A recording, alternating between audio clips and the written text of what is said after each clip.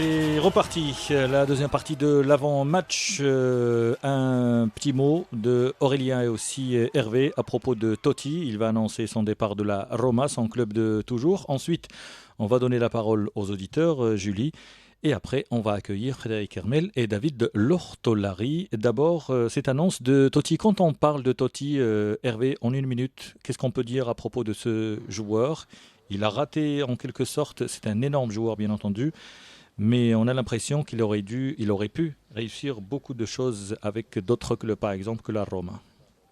Oui, mais alors c'est l'exemple type du type attaché à sa ville, à son club, qui a l'écusson tatoué sur le cœur. Donc finalement c'est beau. Ce qu'il a réussi à faire, pour moi, c'est devenu un monument de Rome, un monument de Rome, un monument du club.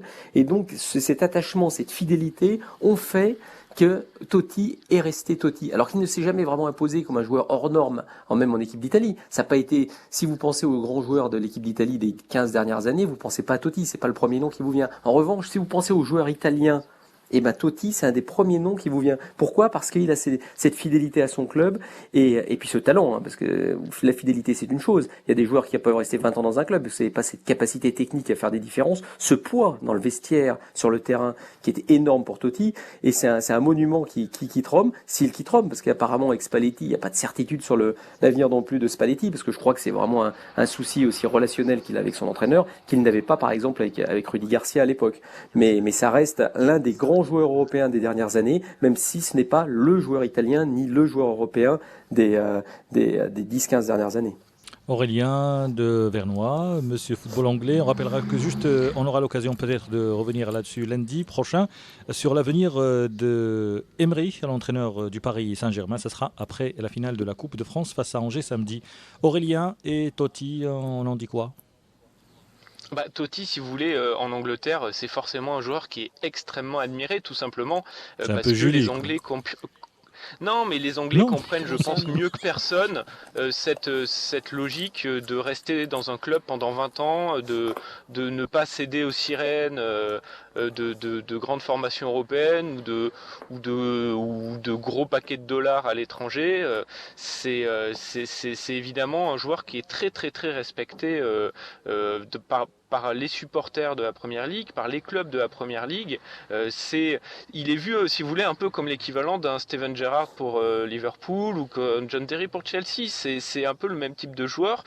Des joueurs qui, soyons honnêtes, on voit probablement les derniers exemplaires de cette génération, quoi. Je pense que des joueurs qui restent 20 ans dans un club avec ce rayonnement-là, ce charisme-là, je suis pas sûr qu'on en voit beaucoup dans les 10-15 ans à venir, parce que le football a changé, parce que maintenant il y a des propositions qu'on ne peut pas refuser, pour paraphraser un film qui parle des Italo-américains, mais voilà, c'est la fin d'une génération, voilà, de quarantenaires entre 35 et 40 ans, de joueurs qui ont fait ce choix de ne pas partir. Et c'est vrai que aujourd'hui en Angleterre, on voit pas qui va rester dans un club pendant 20 ans avec cette réputation-là et ce niveau de jeu-là, et qui peut aller gagner autant de titres, parce que quand même Totti a gagné quelques titres avec Rome.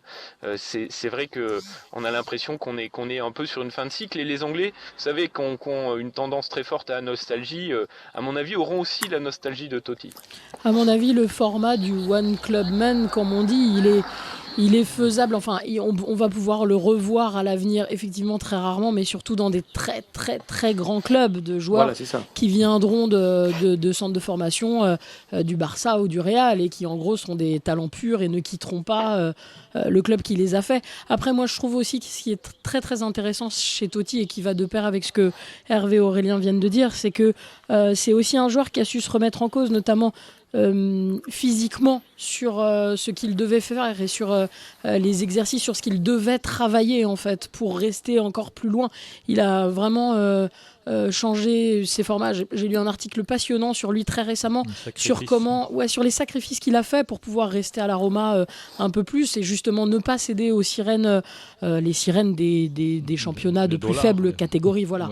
Et surtout ce travail physique qu'il a fait sur ce changement au quotidien qui est vraiment hyper intéressant, et qui montre la détermination, l'abnégation de ce joueur.